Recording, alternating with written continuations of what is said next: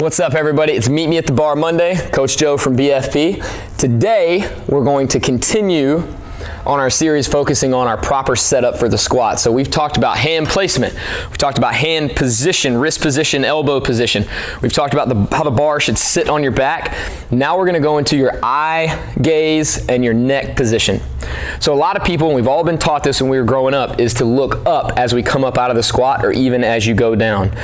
The problem with that, right? So think about it. If we've always taught, and it makes sense, to keep your back in a neutral position as you squat, or to keep your spine stable.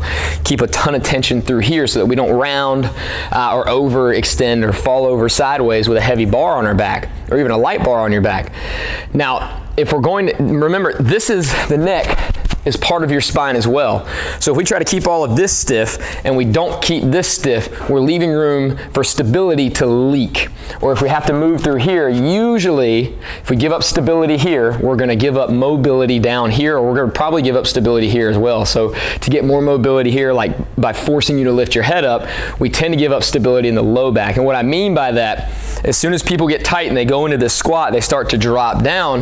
When that head comes up, you also see them overextend through their mid to lower back, and now they're going to take undue stress or extra stress on those areas of their back. We do not want that at all. We want that back to stay neutral, and we want that cervical spine, the neck area, to stay in line with the rest of the spine. It's not a separate unit, it's all one unit, and we need to stabilize all of it.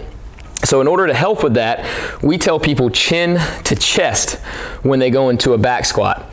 Primarily because if we say eyes down or head down or chin down, most of the time we'll get eyes down, but we'll get a head staying up. And we don't want to do that because, again, that's going to create instability through the system that we need to be super stable as we get stronger. So when you set up for your squat, we get our hand placement. Remember, we've got our wrists and elbows nice and straight. Then we're going to get that bar placed on our back. Remember, we had a couple different positions we talked about. 1-2 step back.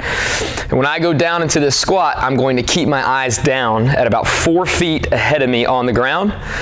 Keep them down, keep them down, keep them down, keep them down, and then all the way back up. So I'm going to look down the entire time. And what this will do, it'll keep me from overarching my back as a result of me kicking my head up in the air, and it will allow you to keep more tension, or keep your tension longer through that whole system, through that midsection, and lead to a much safer squat for you. So think chin to chest, although you might not actually touch your chin to your chest. Think chin to chest as you go through this. And pick a spot on the floor anywhere from 2 to 4 feet away that you can stare at the entire time. And that should help you keep your back and your neck in a better position during your back squat, and help you get stronger, safer, especially as you go deeper into that squat. So until next week.